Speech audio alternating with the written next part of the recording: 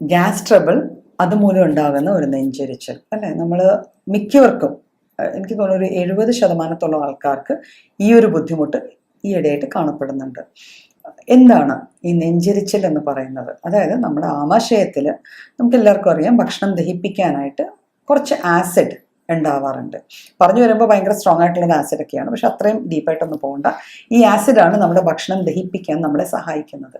അപ്പം നമ്മൾ കൃത്യമായിട്ട് സമയത്ത് ഭക്ഷണം കഴിക്കാതിരിക്കുകയോ കഴിക്കുന്ന ഭക്ഷണത്തിൽ ആസിഡിൻ്റെയോ അല്ലെങ്കിൽ ആൽക്കലിയുടെയോ എമൗണ്ട് കൂടിയോ കുറയോ ചെയ്തു കഴിഞ്ഞാൽ, അല്ലെങ്കിൽ നമ്മൾ വല്ലാണ്ട് ഫിസി ആയിട്ടുള്ള ഈ പറഞ്ഞ പോലെ ഫിസ് ഡ്രിങ്ക്സ് ഒക്കെ ഇല്ലേ, സോഡ പോലത്തെ ഡ്രിങ്ക്സ്, ഈ ടൈപ്പ് ഓഫ് സാധനങ്ങൾ കുറേ ഏറെ കഴിക്കുകയൊക്കെ ചെയ്തു കഴിഞ്ഞാൽ നമ്മളുടെ ഈ ഒരു ബാലൻസ്, നമ്മുടെ ആമാശയത്തിലുള്ള ആസിഡിൻ്റെ നോർമൽ ബാലൻസിൽ വ്യതിയാനം വന്നിട്ട് ഈതർ അതിൻ്റെ പ്രൊഡക്ഷൻ കൂടുകയോ കുറയുകയോ ചെയ്യാം. ഇത് കാരണം നമുക്ക് കുറേ ഡിസ്ട്രെസ്സുകൾ, കുറേ ബുദ്ധിമുട്ടുകൾ ഉണ്ടാവും. അതിലെ ഒരു ബുദ്ധിമുട്ടാണ് ഈ നെഞ്ചെരിച്ചൽ എന്ന് പറയുക. ഇത് യൂഷ്വലി സംഭവിക്കുന്നത് ആ ഒരു ആസിഡിൻ്റെ എമൗണ്ട് കൂടി കഴിയുമ്പം നമുക്ക് ഏമ്പക്കം പോലെ വരും. അപ്പോൾ ഈ ആസിഡ് കുറച്ച് റീഗർജിറ്റേറ്റ് മേലോട്ട് വരും. അത് കാരണം നമുക്ക് ഈ ചെസ്റ്റ് പാർട്ടിൽ, അതിലെ കൂടെ ആണല്ലോ നമ്മുടെ അന്നനാളം താഴേക്ക് പോകുന്നത്, അവിടെ ഒരു എരിച്ചിൽ തോന്നുകയും ഒരു ഭാരം തോന്നുകയും എന്തോ വന്ന് തിങ്ങി നിൽക്കുന്നു എന്നുള്ളൊരു ഫീലിംഗ് വരികയൊക്കെ ചെയ്യാം. ഇതിനെയാണ് യൂഷ്വലി നമ്മൾ ആൾക്കാർ വന്ന് നെഞ്ചിരിച്ചിൽ എന്ന് പറയുക. ഇതിൻ്റെ കൂടെ ചിലപ്പോൾ ചിലർ പറയാറുണ്ട് പുളിച്ച് തികട്ടി വരും. അതായത് ഒരു എമ്പക്കം പോലെ വരുമ്പോൾ വയറ്റിൽ നമ്മൾ കഴിച്ച ഭക്ഷണത്തിൻ്റെ ഭാഗമോ അല്ലെങ്കിൽ വെറും പുളിച്ച വെള്ളമോ വല്ലതും നമ്മുടെ വായിലേക്ക് വരും. ചിലർ അത് തുപ്പി വാ കഴുകേണ്ട അവസ്ഥ വരെ വന്ന് ചേരാറുണ്ട്. അപ്പം ഇതിൻ്റെ കാരണങ്ങൾ ഞാൻ നേരത്തെ പറഞ്ഞപ്പോൾ തന്നെ പറഞ്ഞു. ആദ്യമായിട്ടുള്ള കാരണം, മെയിൻ കാരണം എന്ന് വെച്ചാൽ നമ്മുടെ ഇന്നത്തെ ലൈഫ് സ്റ്റൈലാണ്. ഈ ലൈഫ് സ്റ്റൈലിൻ്റെ ഭാഗമായിട്ട് നമ്മൾ നമ്മുടെ ഭക്ഷണക്രമത്തിൽ വരുത്തിയ മാറ്റങ്ങളാണ്. നമുക്ക് പ്രോപ്പറായിട്ട് ബ്രേക്ക്ഫാസ്റ്റ് ഇല്ല, പ്രോപ്പറായിട്ട് ലഞ്ച് കഴിക്കുന്നില്ല, ഡിന്നർ കഴിക്കുന്നില്ല, ഏതെങ്കിലും സമയത്ത് കഴിക്കുക. ഈ ഒരു പാറ്റേണിലേക്ക് നമ്മൾ മാറിയതോടെ തന്നെ നമ്മുടെ ബോഡിക്ക് ഒരു ടൈമിങ്സ് ഉണ്ട്, ഒരു ബാലൻസിങ് ഉണ്ട്. അപ്പോൾ ആ ബാലൻസിങ് തെറ്റിയിട്ട് ഈ ആസിഡിൻ്റെ പ്രൊഡക്ഷൻ ഒന്നെങ്കിൽ കൂടുകയോ അല്ലെങ്കിൽ കുറയുകയോ ചെയ്യാം. ഇത് കൂടാതെ കുറച്ച് പെത്തോളജിക്കൽ കോസസും ഉണ്ട്. പെത്തോളജിക്കൽ കോസസ് എന്ന് വെച്ചാൽ ചില മരുന്നുകൾ കഴിക്കുമ്പോൾ അതിൻ്റെ പാർശ്വഫലമായിട്ട് നമുക്ക് ഈ ആസിഡിൻ്റെ എമൗണ്ട് കൂടുകയോ കുറയുകയോ ചെയ്തിട്ട് നമുക്ക് നെഞ്ചെരിച്ചിലുണ്ടാവാം.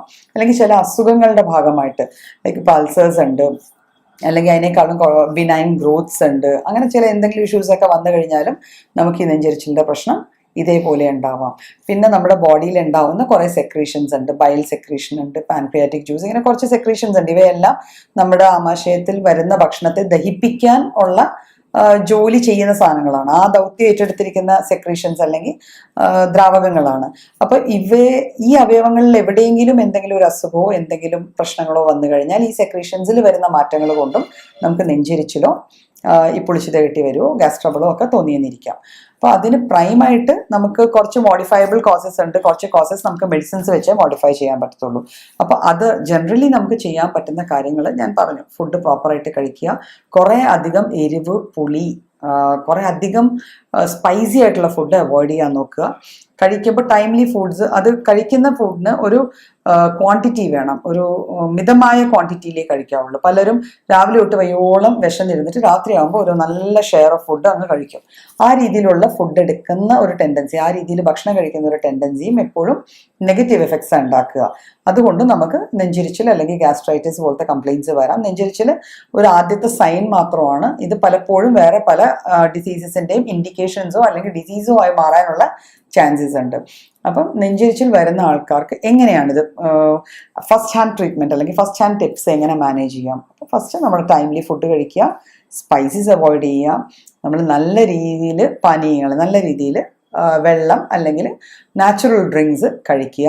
അധികം പുളിയുള്ള ഭക്ഷണം അല്ലെങ്കിൽ അധികം എരിവുള്ള ഭക്ഷണം, പുളിയുള്ള ഡ്രിങ്ക്സ് ഒന്നും വെറും വയറ്റിൽ കഴിക്കാണ്ടിരിക്കുക.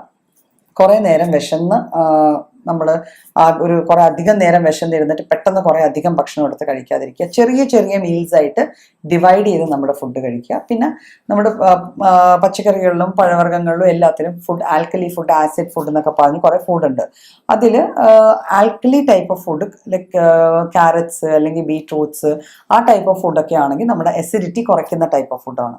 അപ്പോൾ ആ രീതിയിലുള്ള ഭക്ഷണം നമ്മുടെ ഡെയിലി മെനുവിൽ ഇൻക്ലൂഡ് ചെയ്യുക. തൈര്, പാല്, ഇവയെല്ലാം നമുക്ക് ഇൻക്ലൂഡ് ചെയ്യാവുന്നതാണ്. അപ്പോൾ ഈ type of simple food, timely food, അതിൽ ചെറിയ ഇൻടേക്സ് കുറച്ചായിട്ടൊക്കെ ചെറിയ പോർഷൻസ് വെച്ച് കഴിച്ച് നമുക്ക് ഈ പ്രശ്നം ഒരു പരിധി വരെ നമുക്ക് കൈകാര്യം ചെയ്യാവുന്നതാണ്. ഇത് അമിതമായി തോന്നുവാണെങ്കിൽ, ഓവറായിട്ട് ഈ കംപ്ലീറ്റ് നമ്മൾ ഇതെല്ലാം ചെയ്തിട്ടും നമുക്ക് ടാക്കിൾ ചെയ്യാൻ പറ്റുന്നില്ല എന്നാണെങ്കിൽ നമ്മൾ ഒരു ഡോക്ടറിൻ്റെ സഹായം തേടേണ്ടതാണ്.